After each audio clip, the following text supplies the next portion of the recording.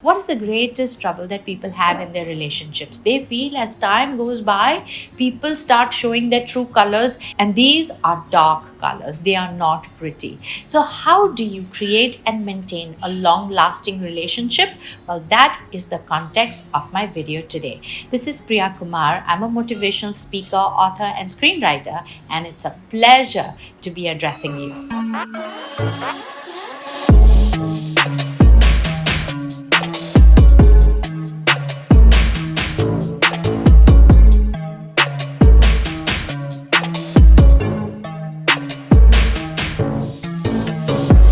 Look, where your relationship is going to go depends on how you have started it, okay? And as much as it's really cute and I really love this love at first sight, when somebody who doesn't know you at all and comes and says I love you, I want to know why. Hey, do you even know me? I don't know what you love about me. What is it? My looks, my clothes, the vibe? What did you hear about me? So when somebody who doesn't know you comes and tells you I love you, please ask a few questions. Why? And the answer should be valid. And look, you can't know somebody from social media. You and I know what we post on social media and what's the real story behind that smile and that filter. Okay, so when you start a relationship, firstly, make an effort to know the person, to know the person's friends, to know the person's environment, the vision, the purpose of their life. And look, end of the day, after a while, all that will become your reality as well. And if you don't like it today, trust me, you're not going to like it tomorrow. Nobody changes for somebody else. We only change for ourselves and the need that we see to fulfill. So first of all, on starting the relationship, be very clear why you love the other person and why the other person loves and likes you. And it can't just be because you look pretty, because you know what, these looks are not going to last either. So when that declines, that's the end of your relationship. So be very, very careful. Why me? Okay, and the answer must be rooted in reality, because you're a good person, because you're a giver. I have seen you interact with others. You're kind. You remind me of my grandmother, and things which are real, which you also agree. And you know what? These are the reasons that prompt you to know that, look, he understands me, they understand me, they can see me for who I am. And if they can see goodness in me, my God, I will be even better in the future with that validation. And now that is sorted, why the person loves you and everything is so nice and beautiful, now comes the main thing. You've got to tell the person about your shortcomings and weaknesses, because you know what, as time goes by, they will discover it themselves. Let it not be a surprise. Let it not be a situation when the person says, oh, I didn't know that about you. And you know what, sometimes our shortcomings and weaknesses are primary data for decision making for the other person. Let's say you don't stand for something. Let's say you're the kind of person who doesn't like stealing, and what if your boyfriend actually is connected with the mafia? You want to know that, right? That's a deal breaker. What if you are the kind of person who doesn't smoke and drink, and the guy smokes and drinks like a chimney and even does drugs? That's a deal breaker. You want to know that upfront, right? So that you can also make a decision. See, why is it important for you and the other person to know your shortcomings and weaknesses, so that they can think with it. Can I live with this? Is it okay? Can I help the person? Can I be patient to take the brunt of it when it comes to me? You know what? I want to know that upfront. Like, if you've ever signed an insurance policy, they are not interested on how healthy you are and, the prediction of your astrologer, how long you live. They want to know, what have you been through? What are the diseases that you're currently carrying? Who in your family who had a history of what? So they are also prepared on how much they are going to shell out in the future. And did you know, even in an insurance policy, if you have two grave diseases, if your current standing is not up to their standards, they will not give you the insurance. And they have a right. I have a right to say, no, not this. This will be too much trouble for me. This kind of attitude, this kind of personality, this kind of character, I think will distract me from my purpose. And you and the other person has a right to know that in the start. It would be a big failure if the person says, oh, I didn't know that about you.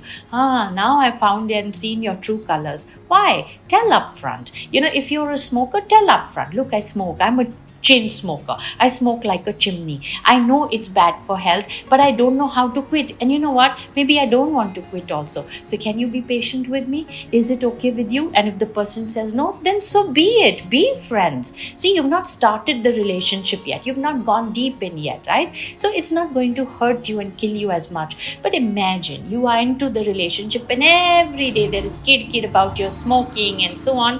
Acha nahi lagta, right? Then that's heartbreaking. Then you will find 20 reasons to put the other person down. Acha, you saw this about yourself, and did you see this, and did I say anything about that? That's not a relationship. That's war, right? It's not love, it's hate. So it's very important to upfront say that, look, I'm an angry person. Okay, I abuse, I also give bad words, I say things I don't mean, and I feel bad about it, but I don't know how to control it. So you know what? These are the 6 things that really make me angry.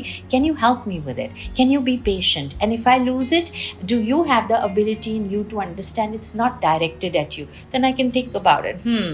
Okay, can I tolerate it? Is it still worth it? Are the person's good points so much that I can let go of this? That what if the person says, oh, I'm a jealous person, I'm very highly insecure, has nothing to do with you but with me. So I will not like it if you talk to other girls, or if I will not like it if you do this and do that. And you think about it. That am I okay with it? Can I help the person? Can I tolerate it? Look, these are important decision making, and these are important decisions for your life. Don't fool others by showing your best foot. Yes, show your best, because that is who you are, and only because love prompts you to be better. But in the same token, give the disclaimers. Look, these are my shortcomings. Maybe I will grow, maybe I won't. Is it okay with you? And when a person embraces it, they can't, so now, they can't tell you every week, oh, you're like this, you're like that. But I already told you, right? You agreed with it. You agreed to help me, and let's grow together.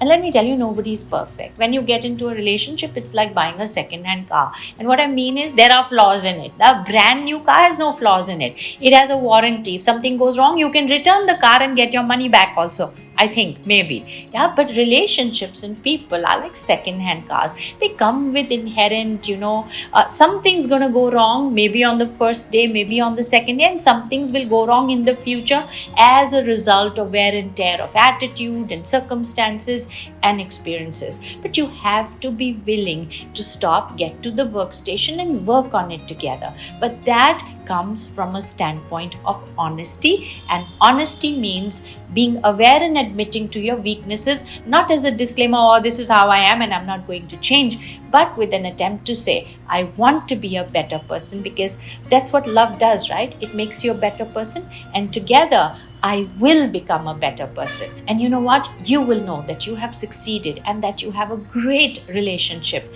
when the person tells you, you know what? Ever since I have met you, you have changed for the better.